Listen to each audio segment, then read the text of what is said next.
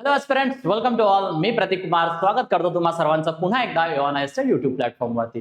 बघा, भारतामध्ये असा एक भाग अस्तित्वात आहे ज्याला आपण कोंबडीची मान म्हणून ओळखतो. जर तुम्हाला माहित नसेल तर या व्हिडिओच्या माध्यमातून माहित होणार आहे. याचाच अर्थ काय तर चिकन नेक. चिकन नेक का म्हणतात ते सुद्धा व्हिडिओमध्ये समजून येणार आहे.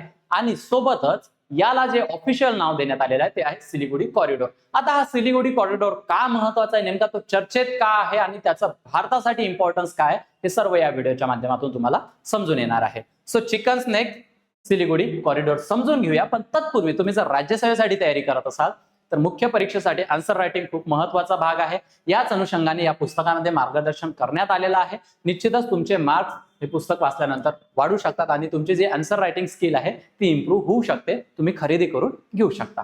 ठीक आहे.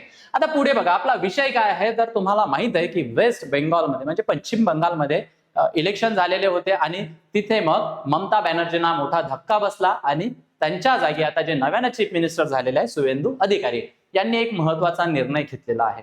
ममता बॅनर्जीने हा निर्णय का नव्हता घेतला किंवा का घेतला नव्हता, सो केंद्र आणि राज्यामध्ये जेव्हा वेगवेगळी सरकारे असतात सो त्यांच्यामध्ये मतभेद आपल्याला दिसून येत असतात आणि बऱ्याच दिवसाचा हा इश्यू पेंडिंग होता. आणि जशी आता बीजेपीची गव्हर्नमेंट त्या ठिकाणी बनलेली आहे सो शुवेंदू अधिकारींनी हा निर्णय घेतलेला आहे.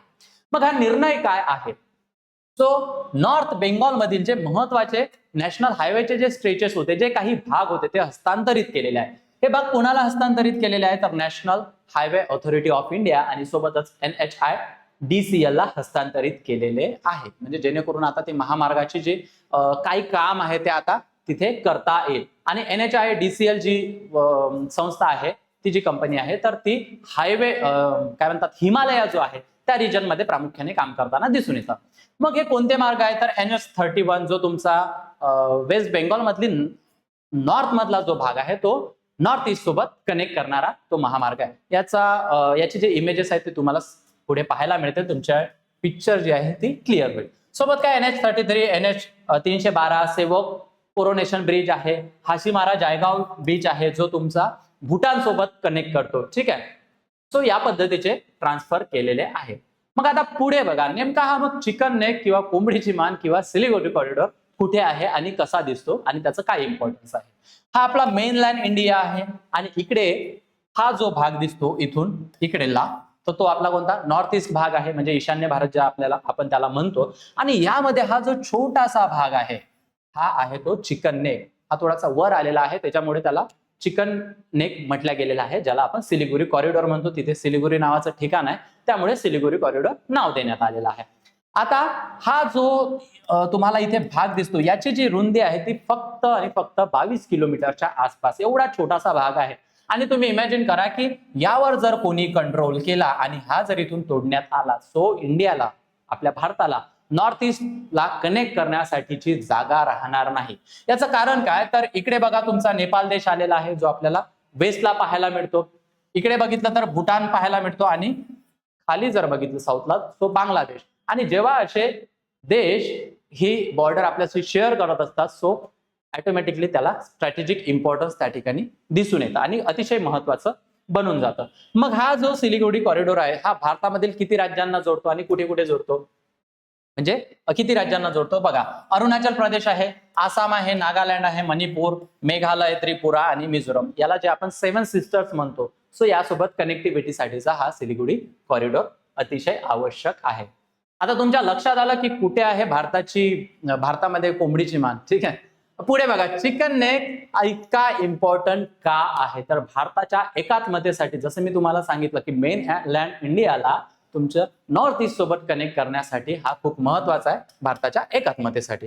मग याचा दुसरं इम्पॉर्टन्स काय आहे तर मिलिटरी इम्पॉर्टन्स. बघा, अरुणाचल प्रदेशमध्ये चायनाने मागे गाव बसवण्याच्या ज्या न्यूज आहेत त्या येत होत्या. सो मिलिटरीच्या दृष्टिकोनातून हा जो कॉरिडॉर आहे खूप महत्वाचा आहे. काय तर तिकडे जर आपल्याला नॉर्थ ईस्ट मध्ये सैन्य पोहोचवायचं असेल तर तो एकमेव मुख्य मार्ग आपल्याला तो दिसून येतो. सोबत काय आर्म्स असतील, फ्युल्स असतील, तुमची लॉजिस्टिक असेल, त्याची जी मुवमेंट असेल यासाठीचा तो एकमेव मार्ग दिसून येतो. युद्ध किंवा संकटाच्या काळात म्हणजे चायनाने जर तिकडून आपल्याला अरुणाचल प्रदेश मधून समजा युद्ध छेडलं आणि तिकडे जर आपल्याला मुवमेंट करायची असेल, युद्ध पोहोचवायचं असेल, सैनिक पोहोचवायचं असेल, सो मिलिटरी दृष्टिकोनातून त्याचं खूप जास्त इम्पॉर्टन्स आहे.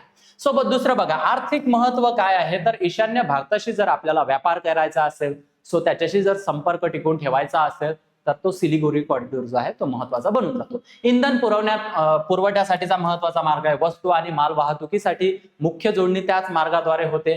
रेल्वे मार्ग वाहतूक असेल, अशा अनेक आर्थिक किंवा इकॉनॉमिक अँगल मधून आपल्याला तो सिलिगुरी कॉरिडॉर महत्वाचा ठरतो. तसंच काय की राजकीय महत्व त्याचं काय की पॉलिटिकल इम्पॉर्टन्स काय आहे, तर ईशान्य भागाला मुख्य भारताशी जोडून ठेवण्यात अतिशय महत्वाची भूमिका निभावणारा तो सिलिगुरी कॉरिडॉर, ज्याची आपण चर्चा केलेली आहे. मी तुम्हाला सांगितलेलं आहे की मॅप मध्ये जर तो कसा तुटला तर आपल्याला नॉर्थ ईस्ट सोबत कनेक्ट करता येणार नाही. सो पॉलिटिकली इम्पॉर्टन्स त्याचा आहे. ठीक आहे. आणि सीमावर्ती भागांवर प्रशासन म्हणजे त्याच्या ज्या सीमा लागलेल्या आहेत, जसं नेपाळ आहे, भूटान आहे, बांगलादेश आहे, सो त्यामुळे पॉलिटिकली दृष्टिकोनातून तो खूप महत्वाचा ठरतो. हे याचं इम्पॉर्टन्स आहे. मग आता सर्वात मोठं कन्सर्न या सिलिगुरी कॉरिडॉरला घेऊन किंवा या चिकन नेकला घेऊन काय आहे बघा, सर्वात महत्वाचा आहे चायना कन्सर्न. कारण चायना हा प्रामुख्याने बऱ्याचदा खुरापती करताना दिसून येतो. 2017 मध्ये चायनानी एक रोड बांधकाम सुरू केलेलं होतं डोकलाम या भागात, जे तुम्हाला मॅप मध्ये मी सांगितलेलं होतं का बघा, एकदा बघून घ्या कुठे आहे. हा जो इथला तुम्हाला भाग दिसतो, सो यामध्ये चायनाने रोड चं बांधकाम सुरू केलेलं होतं. आणि काय, तो रोड बांधत असताना भूटानने जो आहे ते म्हटलेलं होतं की हा भाग आमचा आहे, आणि जर चायना जर इथे इन्व्हॉल्वमेंट करत असेल तर भारतासाठी ते अतिशय धोक्याची घटना त्या ठिकाणी म्हणता येईल. आणि म्हणून काय होतं की भारतीयांनी सैन्य उभं केलेलं होतं भूटानच्या म्हणजे भूटानसाठीच.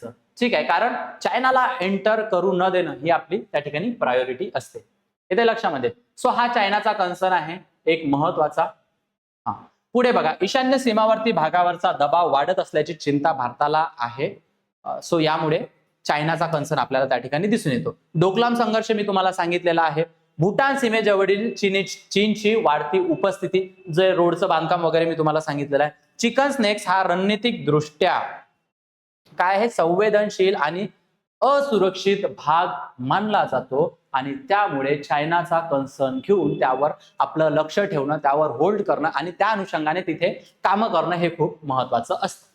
पुढे बघा, दुसरा एक फॅक्टर आहे की बांगलादेश फॅक्टर. आता हा बांगलादेश तुम्हाला जो मी सांगितलेला आहे साऊथला जो पाहायला आपल्याला मिळतो, सो बांगलादेशची सीमा चिकन नेकच्या कॉरिडॉरच्या अत्यंत जवळ आहे. आणि जेव्हा आपण सीमा शेअर करत असतो तर तेव्हा प्रमुख चिंता काय असतात, तर बेकायदेशीर घुसखोरी असेल, कारण मुवमेंट खूप लवकर त्या ठिकाणी दिसून येते, तस्करी मोठ्या प्रमाणात चालली जाते. सो तस्करीच्या घटना असतील, सीमावर्ती सुरक्षेची आव्हाने असेल, आता हा खूप महत्वाचा बनून जातो. का, कारण मधात एक न्यूज होती की चायना हा बांगलादेशला फंडिंग वगैरे करतो काय, जसं चायनाने श्रीलंकाला फंड केलेलं होतं, येते लक्षामध्ये. सो मग आपल्या आजूबाजूला जर बांगलादेश दिसून येतो आणि चायना जर बांगलादेशला काय सपोर्ट करत असेल, तो सो बांगलादेश सुद्धा चायनासाठी मग काय करणार आहे, सपोर्ट करणार आहे. आणि मग एखाद्या वेळेस चायनाला जर बांगलादेशची लोकेशन वापरायची असेल कोणाच्या, इंडियाच्या विरोधामध्ये, सो या दृष्टिकोनातून बांगलादेशचा फॅक्टर सुद्धा खूप महत्वाचा आहे.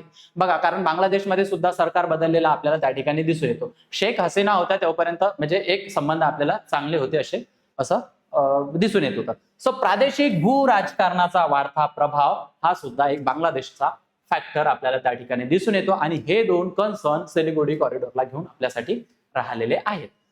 अजून पुढे महत्वाचं आहे की एक ऍक्ट ईस्ट पॉलिसी. आता 2014 मध्ये जेव्हा नरेंद्र मोदी यांचं सरकार आलेलं होतं, सो त्यांनी लुक ईस्ट पॉलिसीला ऍक्ट ईस्ट पॉलिसीमध्ये बदलवलेलं होतं. याचाच अर्थ काय, तर इंडियाची पूर्व आशियाई देशांसोबत व्यापार व संबंध वाढवण्याची हे एक धोरण होतं. म्हणजे जो आपला कोणता पूर्व आशियाई देश आहे, हे इकडला हा पट्टा तुम्हाला जो माहित पडतो, सो यामध्ये आपला व्यापार वाढला पाहिजे, त्यांच्यासोबत आपले संबंध चांगले राहिलेले पाहिजे.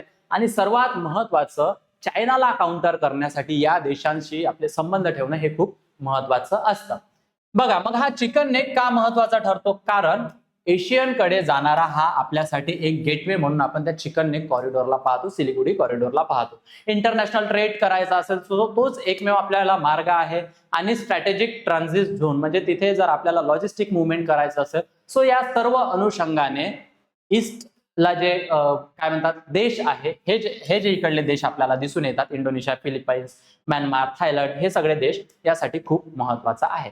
आणि त्या अनुषंगाने त्या भागामध्ये आपल्याला इन्फ्रास्ट्रक्चर प्रोजेक्ट्स उभे करणं हेही तितकंच महत्वाचं. मग त्यामध्ये तुमचे हायवे असतील, रेल कॉरिडॉर्स असतील आणि बॉर्डरचे जे रोड्स असतील, किंवा इतर विविध ट्रेड रूट्स असतील, व्यापारी मार्ग असतील, हे डेव्हलप करणं खूप महत्वाचं असतं. आणि त्याच अनुषंगाने ही सगळी घटना आपण या ठिकाणी बघितलेल्या, हा इश्यू बघितलेला आहे. आय होप की तुमच्या लक्षामध्ये आलेला असेल आणि हा चिकन नेक कॉरिडॉर किंवा सिलिगुडी कॉरिडॉर का महत्वाचा आहे, त्याचे इम्पॉर्टन्स काय, या सर्व अनुषंगाने आपण चर्चा केलेली आहे.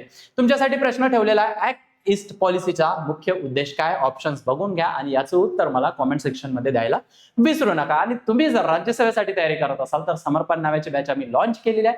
29,999 रुपये इतक्या माफक दरात अवेलेबल आहे, लाईव्ह प्लस रेकॉर्डेड स्वरूपाची. याची वैशिष्ट्य काय, प्रिलिम्स प्लस मेन्स, सर्वात महत्वाचं लाईफ टाइम व्हॅलिडिटी. जोपर्यंत तुमचं सिलेक्शन होणार नाही तोपर्यंत ही बॅच तुमच्याकडे अवेलेबल असणार आहे. Basic to advance NCERT coverage, answer writing practice, PYQ analysis, study notes, test series plus 1-to-1 mentorship सुद्धा अवेलेबल असणार आहे. माझा कुपन कोड यूज करायला विसरू नका, प्रतीक सर म्हणून, तुम्हाला डिस्काउंट सुद्धा त्यावर मिळेल. आणि मी माझा पर्सनल नंबर तुमच्याशी शेअर करत आहे, निश्चित तुम्ही कॉन्टॅक्ट करू शकता. तुम्हाला सिलेबस लागत असेल, तुमच्या काही क्वेरीज असतील, तुम्हाला काही गायडन्स हवं असेल, सो कॉन्टॅक्ट मी. आणि A1IS ऍप्लिकेशन डाउनलोड करायला विसरायचं नाही आहे, ऍप स्टोअर आणि गुगल प्ले स्टोअरला अवेलेबल आहे. हे सगळे घटक त्यामध्ये तुम्हाला दिसून येईल, high in notes, NCERT, state books, current affairs, mind maps, syllabus आणि क्विज. पीडीएफ स्वरूपातील नोट्स हवे असतील तर हा QR कोड स्कॅन करा, A1IS टेलिग्रामला जॉईन करा. अधिक माहितीसाठी संपर्क आणि वेबसाईट तुमच्यासाठी मी देत आहे. आय होप तुम्हाला हा व्हिडिओ आवडला असेल. पुन्हा भेटूया एका नव्या टॉपिकला घेऊन लवकरच. थँक्यू.